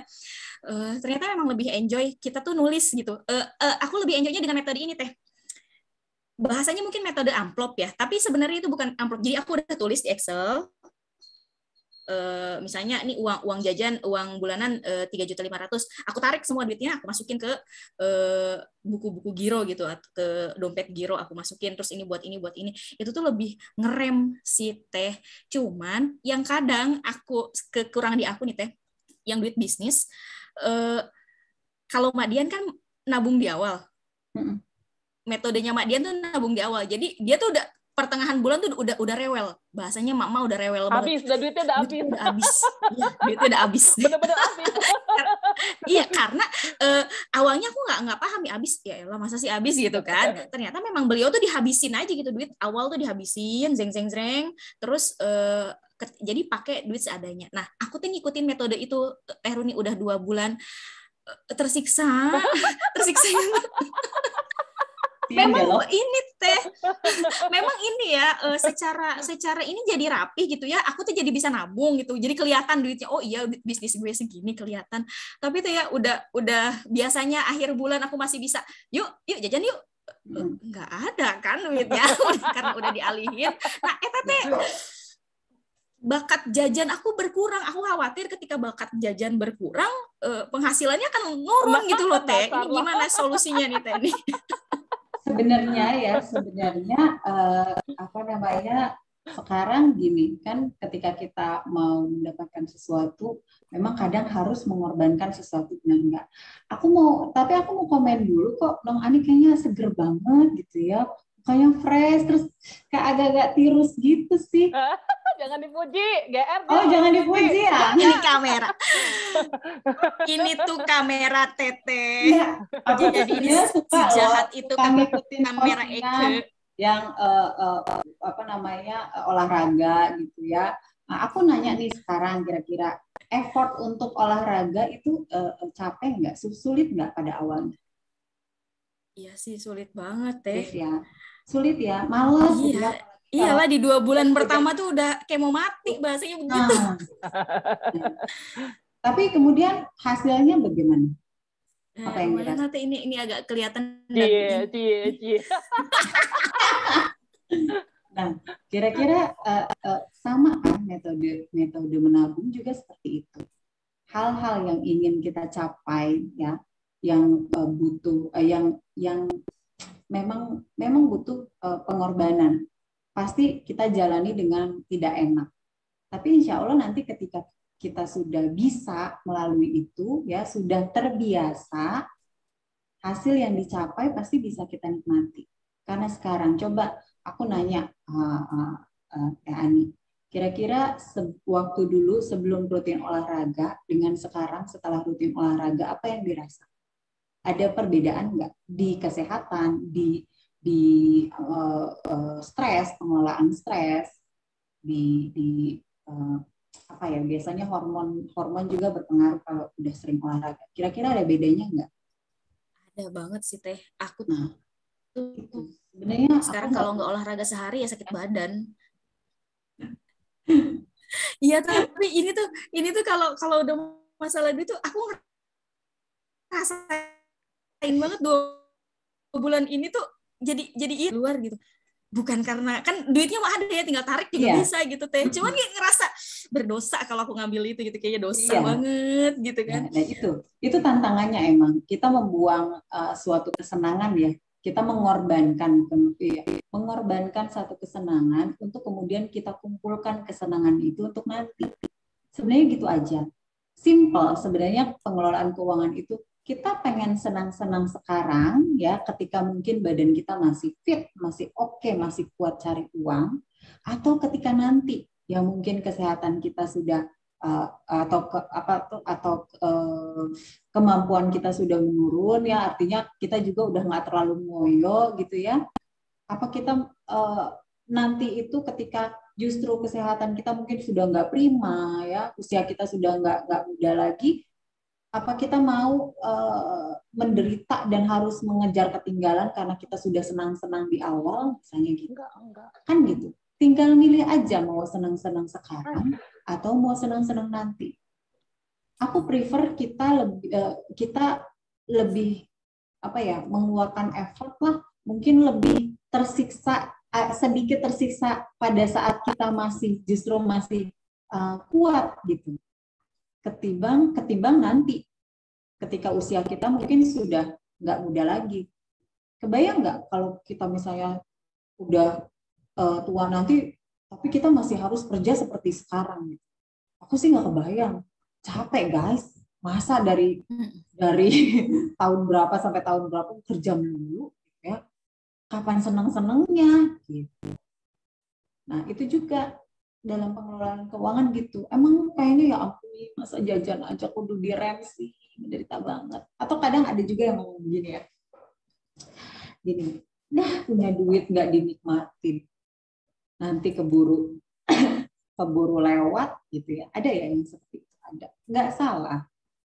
Kita juga memang nggak yakin, nggak punya kepastian bahwa kita akan hidup besok. Jangankan bertahun-tahun lagi gitu ya, besok pun kita nggak tahu. Tapi kan yang kita bisa, yang kita mampu sekarang yang kita mampu sekarang lakukan ya lakukan gitu. Memang mungkin Tani merasa berat banget, ya ampun, baru berapa bulan, baru 2 bulan. Coba, ya, baru 2 bulan. Aku pengen tahu nanti di bulan ke-6 aja apa yang dirasakan. Oke, jadi tahan dulu, tahan sedikit lagi. Kebeli no, kulkas yang pakai sayap kata Inang itu kebeli no. Enggak sih, bukan buat itu sih. Aku tuh lebih ini teh biasanya gini loh. Mau beli ini ya udah tinggal beli gitu kan, ada duitnya. Maksudnya beli hal-hal yang remeh ya, beli hal yang remeh gitu kan. Kan kalau olahraga butuh pendukung gitu ya. Inilah body suit, inilah itu kayaknya gampang gitu beli. Nah, itu tuh pas kemarin lihat postingan teteh yang nabung terus di celengan gitu ya. Udah lama tuh aku nggak pakai yang kayak begitu, sehingga duit tuh banyak bocornya gitu ya, banyak kok tiba-tiba kok duit gue udah habis aja gitu. Pas sekarang udah pakai metode nabung, aku mikir anak-anak kan negara kan homeschooling kan, terus kita nggak bayaran kecuali aku ngeluarin untuk les dan sebagainya, tapi kedepannya pengen sekolah di luar negeri dan sebagainya. Kita duit dari mana gitu. Nah, akhirnya kan nabung, aku buka tabungan emas dan sebagainya. Aku ngerasa ya sebenarnya tinggal dicairin gitu kan, tapi aku tuh ngerasa berdosa gitu kan. Karena memang kan kita udah planning ya, udah punya planning, dan memang sebenarnya tadi juga sudah saya jelaskan di awal bahwa nabung itu jangan di akhir. Jangan nunggu sisa, karena nggak akan ada sisa uang kita. Percaya deh. Nabung itu memang harus wajib di awal. Kalau nunggu sisa uang yang ada di bulan ini, nggak akan ada sisanya. Kurang terus iya. Seberapapun uang kita akan kurang ya dengan gaya hidup. Tapi kalau untuk biaya hidup, seberapapun akan cukup kalau memang kita bisa kelola dengan baik. Jadi ya itu, memang benar, nabung itu perlu di awal. Kalau nggak gitu, kita nggak akan bisa nabung. Tani sebenarnya tadi udah ngasih tahu ya bahwa oke, sekarang si anak-anak nih nggak bayaran, tapi kan nanti pengen sekolah di luar negeri, berarti harusnya anggap aja si anak tetap bayaran, malah double gitu ya, tapi uangnya kemudian kita simpan gitu. Dan ya resikonya adalah hal-hal yang dulunya kita dengan mudahnya ngeluarin uang, sekarang harus mikir 10 kali. Tapi bukan berarti kita nggak boleh sama sekali jajan, enggak. Saya yakin kok kita bisa punya di waktu-waktu tertentu boleh lah, masa sih nggak boleh seminggu sekali lah untuk libur gitu ya, untuk libur nabung gitu boleh. Kan berarti nggak boleh kemudian kita sebulan sama sekali nggak boleh. Itu benar-benar ditabung, nggak kayak gitu. Nikmati tapi dengan kontrol. Kita tetap bisa menikmati dengan kontrol yang baik ya, nggak bablas, nggak yang asal ngelihat iklan GoFood, asal ngelihat ada promo di sini kemudian kita beli, nggak dengan seperti itu. Mungkin ketika akhir bulan kemudian kita tapi aku nggak mau itu celebrate sesuatu ya, misalnya merayakan bersyukur karena misalnya si adik ini sekarang udah hafalannya nambah, misalnya jusnya nambah, oke kita syukuran kecil-kecilan apa nih yang kemarin kepengen terus masih ditahan-tahan, ya itu nggak apa-apa gitu ya, tapi asal jangan setiap minggu gitu ya, asal jangan setiap minggu, sebulan sekali it's okay, masih terkontrol gitu ya, bukan berarti sama sekali kita menahan diri total ya, enggak. Oke Teteh, ya ternyata emang aku tuh mikir apa gue punya cicilan lagi aja gitu ya, karena kalau nyicil kayaknya lebih mudah gitu. Tapi kalau nabung tuh aku udah stres kalau nabung tuh, karena duitnya kelihatan, apa aku sembunyiin di mana itu duitnya. Gatel gitu ya, pengen pakai gitu ya. Itu padahal mah nggak segede Mak Dian, enggak. Dikit lagi. Nah, ya itu tantangannya sih gitu. Jadi ya memang dari kitanya aja niatnya memang itu untuk apa ya, ingat-ingat aja. Makanya kalau punya tujuan itu visualisasikan, tempel. Kira-kira kalau kita jajan sekarang nih, kira-kira itu akan lebih dekat nggak tujuan itu? Tempel universitas tujuan si adik, negaranya. Kalau perlu biayanya sekalian di situ. Wah, jadi ketika kita mau jajan, lirik dulu itu. Ingat tabungan kita udah berapa gitu. Itu biasanya pengaruh ke alam bawah sadar, biasanya psikologis kita juga kepengaruh. Oke, self talk ya, betul, bisa self talk. Tunggu, ada lagi tadi yang mana? Oke, dari Kak Indah ini ya, aku boleh ya sampai 10 menit lagi ya. Aku jawabin ini aja. Maaf ya, saya mau nanya, selama ini nggak pernah catat uang masuk keluar, tapi alhamdulillah segala kebutuhan bisa tertutup. Nah, pertanyaannya, apakah kita wajib mencatat atau apakah salah kalau nggak mencatat? Oh, Kak Indah, sebenarnya di sini nggak ada yang bilang salah atau benar, dan tidak ada keharusan gitu ya untuk mencatat. Hanya kalau misalnya Kak Indah merasa pengelolaan keuangannya sudah baik, ya silakan diteruskan. Cuma kalau misalnya yang tadi piramida keuangan saya perlihatkan di awal, Kak Indah sudah punya belum yang namanya dana darurat? Kemudian sudah punya belum yang namanya asuransi? Oke. Kemudian kebutuhan kan udah oke ya. Kebutuhan udah oke berarti harus naik level. Ya, kebutuhan udah oke, dana daruratnya sudah oke belum? 12 kali biaya per bulan dana darurat ya. Jadi kalau misalnya Kak Indah berapa nih sebulan pengeluarannya untuk biaya rumah tangga? Misalnya 10 juta, berarti harus punya dana darurat 120 juta. Oke. Kalau misalnya nggak bisa sekaligus, boleh dicicil. Tapi yang jelas tabungan itu nggak boleh dikotak-atik. Itu memang untuk dana darurat. Ya. Kemudian setelah dana darurat udah punya asuransi belum? Asuransi kesehatan yang terutama. Kemudian asuransi jiwa ya untuk pencari nafkah. Itu yang utama sih sebenarnya ya kalau untuk asuransi. Ya. Oh gitu. Ada yang belum lulus nggak apa-apa, nanti kan kita bisa belajar ulang ya. Terus mencatat atau tidak itu kembali ke diri kita masing-masing. Apakah memang kita mau mengelola lebih baik, karena setiap pengelolaan itu ya butuh data ya. Harus yang pertama itu kita butuh data dulu. Jadi pencatatannya penting. Kalau memang mau lebih baik, cobalah untuk dicatat dulu. Oke. Terima kasih jawabannya. Terima kasih juga. Saya mau nanya, kalau nabungnya cuma di awal, kalau habis gajian gimana? Ya memang gitu perlu. Kalau tambahan nabung harian di celengan manual belum coba karena jarang pegang uang cash. It's okay. Yang penting itu. Sinking fund itu sebenarnya biasa saya ajarkan untuk ibu-ibu rumah tangga yang punya uang jajan harian. Artinya uang belanjanya harian. Cobalah uang jajan harian itu disisihkan lagi gitu. Ya, untuk apa ya? Untuk kebutuhan-kebutuhan yang mungkin belum ada di budgeting plan. Itu misal Teh Ani pengen punya misalnya alat olahraga yang kayaknya lumayan nih harganya.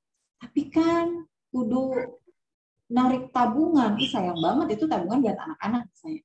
Oke, coba Teh Ani pakai sinking fund. Berapa sih harga olahraga itu? Oke, misalnya harganya taruhlah 1.200.000. Berarti kalau mau nabung per hari dalam waktu sebulan 40.000 sisihkan. 40.000 itu kurang dari mana ya? Misalnya oke, dari uang belanja kayaknya masih bisa nih gitu ya. Masih bisa nih kayaknya aku nyelip-nyelipin 40.000 lagi selain dari tabungan yang sudah disisihkan di awal. Misalnya oke lah sekarang mah nggak usah pakai kerupuk lah gitu ya. Terus nggak usah jajan lagi deh, nggak usah pakai menu pelengkap, yang penting gizinya seimbang, misal seperti itu. Atau dari apa saja yang bisa kita sisihkan. Oke, 40.000 taruh, dicelengin. 40.000 ya benar, 40.000 dikali 30 hari ya 1.200.000 bisa deh akhirnya beli tanpa harus mengganggu uang tabungan kita. Itu sebenarnya fungsi sinking fund itu ya, untuk membeli kebutuhan-kebutuhan di luar kebutuhan utama. Oke.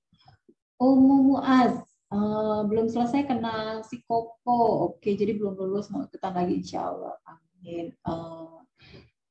Dari Kak Ati, saya punya toko tapi isinya belum optimal. Baiknya modal awalnya pinjam atau nyicil menyisihkan dari anggaran bulanan. Kalau saran saya, ketika kita baru mau bisnis, jangan dulu ngutang. Kalau bisa, seadanya aja dulu. Itu aja dulu dikembangkan, dimaksimalkan. Ya, kalau misalnya kalau misalnya memungkinkan, bisa keuntungan plus modal diputar jadi modal semua. Misal nih Kak Ati selain punya toko, si suami juga berpenghasilan. Oke, untuk biaya bulanan hari-hari, pakailah yang dari suami.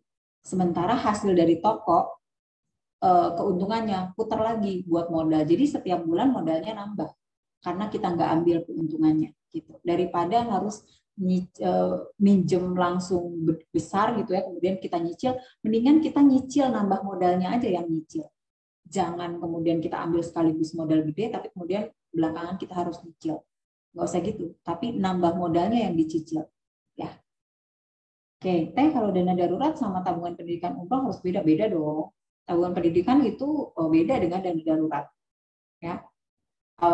Umroh juga beda dengan dana darurat. Kalau dana darurat hanya untuk emergency, seperti yang tadi saya ceritakan. Ketika ada bencana, musibah, atau yaitu tiba-tiba kehilangan sumber mata pencaharian, sehingga kita nggak terlalu panik. Kita punya spare 1 tahun untuk bisa beradaptasi dengan keadaan.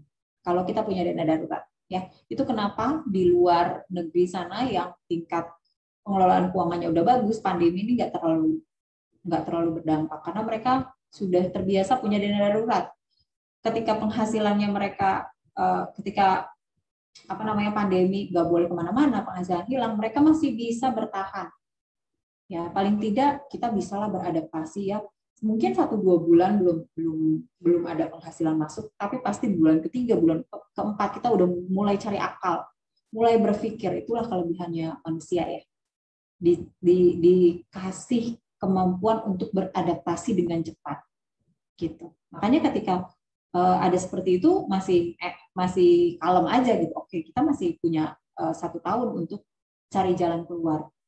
Ya, itu gunanya dana darurat. Oke. Oke, kemudian dari Kak Mulyasari, Teh, aku masalahnya punya akun Shopee, pengeluaran lewat Shopee tetap harus dicatat terus diambil dari uang belanja dari suami ya. Biasanya belanja bulanan juga lewat Shopee. Akun Shopee, pengeluaran lewat Shopee tetap harus dicatat. Sebenarnya ini aku nggak yakin ya, aku memahami pertanyaannya. Cuma gini, intinya gini, setiap pengeluaran mau lewat apapun itu, ya, mau lewat apapun itu yang jelas itu membuat uang kita keluar atau berkurang, itu wajib dicatat. Itu aja, basicnya itu, ya. Kalau misalnya kita harus menutupi dulu, artinya kita harus memakai uang yang lain untuk menutupi kebutuhan, ya itu harus dicatat sebagai utang. Ya, misalnya pakai uang bisnis dulu nih, nanti diganti sama suami, ya udah catat sebagai utang. Nanti ketika diganti sama suami jangan lupa diganti. Jangan kemudian dari uang suami juga kita pakai belanja gitu. Ya biasanya bablasnya di situ. Izin keluar, oke. Besar tabungan pendidikan. Tergantung mau sekolah di mana, ya, berapa lama lagi mau dipakai, ya. Jangan lupa hitung inflasi per tahun, ya. Googling aja. Ada banyak informasi inflasi per tahun rata-rata misalnya berapa persen, itu kita hitung. Contoh, misal si adik sekarang usia 5 tahun. 5 tahun kita mau persiapkan untuk dana kuliah misalnya. Berarti berapa tahun lagi nih? Anggaplah 12 tahun. 12 tahun itu kita 12 tahun kemudian misalnya kita udah tentukan, oh kira-kira kuliahnya di sini. Sekarang harga kuliah di situ tuh berapa, ya. Kemudian kalikan dengan inflasi 12 tahun kemudian. Kira-kira itu segitu. Baru berarti harus nabung berapa per bulan nih untuk mencapai segitu di 12 tahun nanti. Ya. Teh, baiknya dana emergency itu dalam bentuk apa? Cash, tabungan biasa. Sebagian boleh deposito. Sebagian, tapi harus ada yang dalam bentuk cash, artinya nggak perlu nunggu ketika mau dicairkan, siap untuk digunakan, ya. Oke, punya dana dari Kak Sri Nurma. Maaf nggak ikut dari awal. Dana darurat itu wajib punya ya. Kalau dana darurat belum terpenuhi, nggak bisa nabung dulu ya. Dianjurkan untuk penuhi dulu dana darurat. Jadi nabungnya untuk penuhi dana darurat dulu. Gitu. Baru nanti setelah dana darurat dipenuhi, baru nabungnya nanti bisa dialihkan untuk tujuan lain. Oke. Aku bayar Shopee dari uang tabungan pribadi. Bayar Shopee ini maksudnya buat belanja atau apa? Kalau misalnya belanja, oh ya tadi berarti udah dijawab ya. Teh, untuk tabungan pendidikan, baiknya asuransi emas atau uang di tabungan ya Teh. Oke, tabungan pendidikan tergantung untuk berapa tahun. Kalau misalnya lebih dari 10 tahun, boleh mau LM, atau kalau masih jauh ya si anak baru lahir, boleh mau reksadana. Kalau kita paham, ya. Jadi pahami dulu kita tuh tipe seperti apa. Ada yang tipe moderat, ya.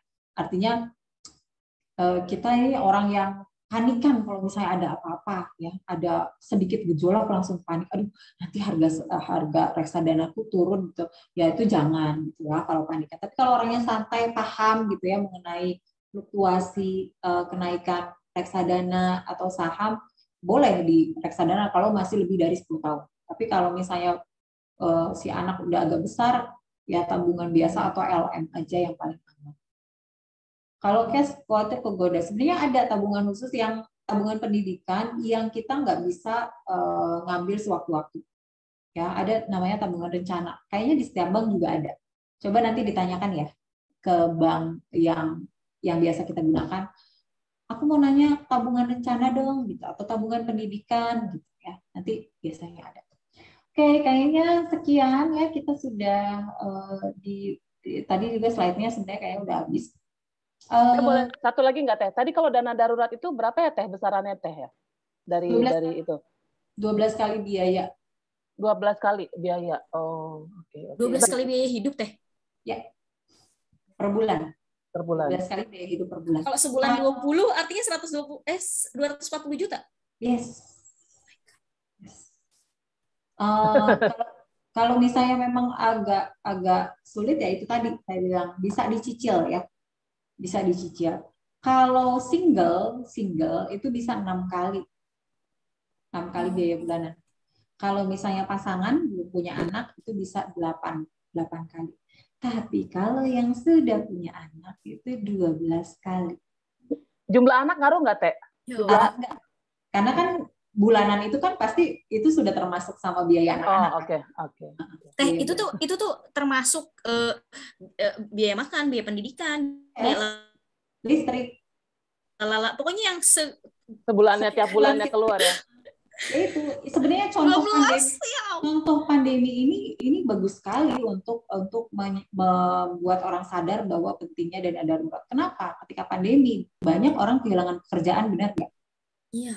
Dan apakah ketika kita kehilangan pemasukan atau pekerjaan, biaya kita kemudian menghilang? Enggak kan? Tetap kan butuh buat makan, tetap butuh buat biaya sekolah, tetap butuh biaya listrik, tetap butuh bayar air, tetap butuh bayar cicilan, segala macam. Makanya itu kenapa 12 kali biaya hidup per bulan. Gitu.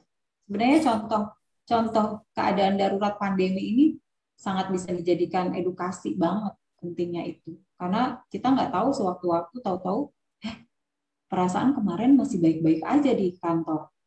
Masih oke-oke aja bonus, gitu ya. Tapi tahu-tahu PHK. Gitu. Ketika kita nggak punya persiapan sama sekali, bingung dah. Ya.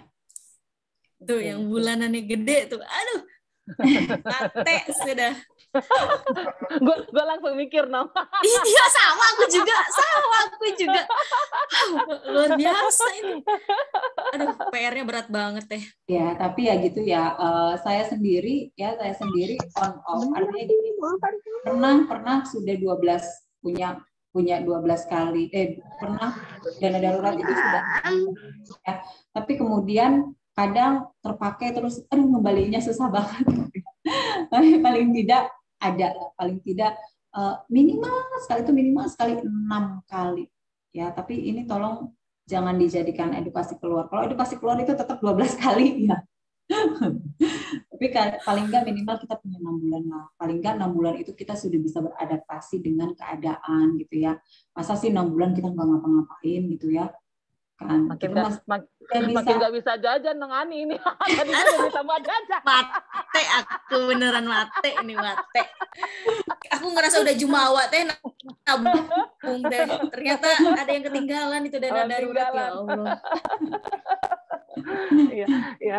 Ya Teh Runi, makasih banyak ya udah mau jam 3 nih di sini waktu Indonesia Barat. Kalau Teh Runi jam 5 sore ya Teh ya.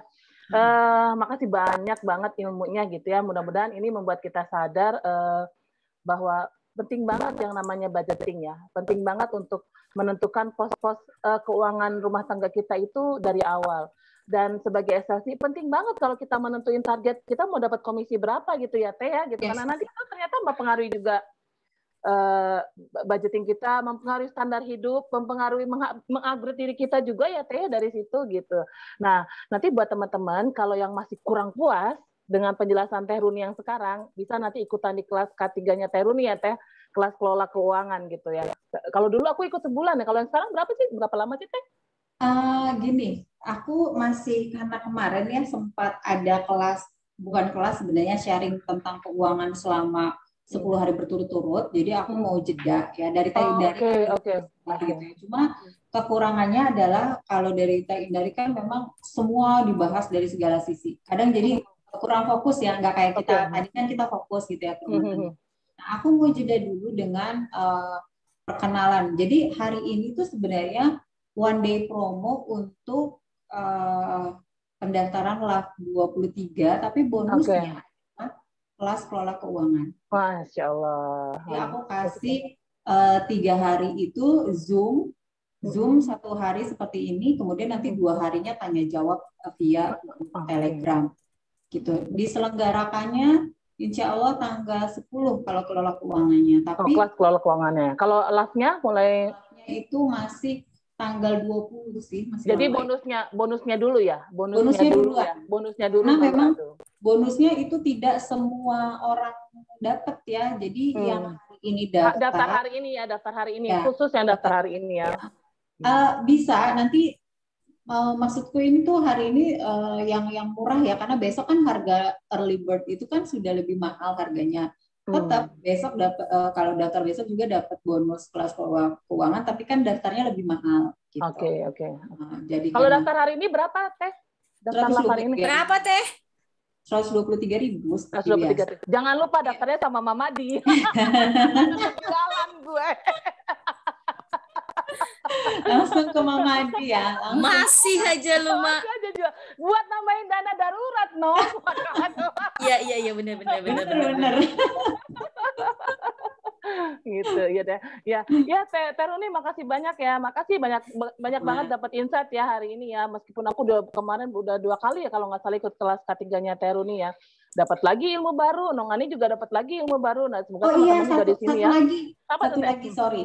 Sekalian gitu ya. Jadi nanti di LAF 23 ini aku perdana mendatangkan mentor tamu sebagai bonus, yaitu Miss Bernadette Iron ya, yaitu yang bahasa Inggris perkenalan ya? English Mompreneurs. Jadi gimana sih supaya bisnis kita bisa lebih mendunia lah. Mungkin sekarang belum kepikiran ya, tapi aku kemarin ikutan kelasnya selama 2 minggu, itu banyak sekali insight baru. Aku jadi tahu, dari dulu tuh aku ada aplikasi LinkedIn. LinkedIn, oke, LinkedIn. Aku tuh baru tahu gunanya loh, benar dari kelas itu baru tahu gunanya, dan itu sebenarnya kita bisa banget punya penghasilan tambahan ketika kita bisa bahasa Inggris ya. Jadi nggak selalu tentang bisnis yang kita jalankan sekarang, tapi apapun misalnya yang kita miliki sebagai hobi, sebagai pengetahuan, itu kan sekarang udah pasar terbuka, bener nggak ya? Betul. Mereka yang dari luar itu justru nyari yang harganya lebih murah daripada di negara sendiri, kayak konsultan ya. Jadi bisa online gini karena coaching ya, segala macam, pokoknya konsultasi apapun itu. Atau ada juga yang nyari kursus musik coba secara online gitu. Jadi di situ nanti diperkenalkan sepenting apa sih kalau pada zaman sekarang ya meningkatkan skill kita, terutama bahasa Inggris. Nanti ada materi bonusnya itu. Jadi di LAF 23 itu akan ada di rangkaian acara live itu ya, mulai dari udah. Kalau tadi kan kalau K3 kan tadi di luar bonus, di luar itu ya. Di luar live. Kalau materi English Mompreneurs itu perkenalan itu ada di dalam kelas live. Oke, jadi penting banget ikutan kelas live 23 dan daftarnya hari ini. Dapat banyak bonus. Dan satu lagi, ke Mamadi. Boleh ngutang nggak ke Mamadi? Ke Mamadi boleh ngutang nggak? Kan udah nggak ada duitnya, PICI belum turun loh. Iya deh, Teh Runi, makasih banyak ya, makasih banyak ilmunya. Jangan bosan-bosan kalau nanti aku undang lagi Insya ya, Teh. Allah tidak, Insya Allah dengan senang hati. Ya, makasih banyak Teh Runi. Pamit buat semuanya. Mohon maaf atas segala khilaf. Nong Ani, thank you ya. Buat teman-teman yang lainnya juga thank you. Wassalamualaikum warahmatullahi wabarakatuh. Dadah. Teteh nuhun. Sami-sami.